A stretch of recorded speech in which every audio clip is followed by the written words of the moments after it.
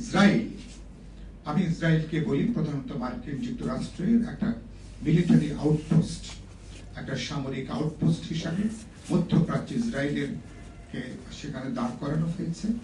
এবং আপনারা জানেন যে তাদের লক্ষ্যটা খুবই পরিষ্কার, আন্তর্জাতিক পুঁজি বা বিশ্ব সাম্রাজ্যবাদী যে পুঁজি এবং সেই পুঁজির স্বার্থ রক্ষা করবার জন্য আজকে মিলিটারি ইন্ডাস্ট্রিয়াল কমপ্লেক্স,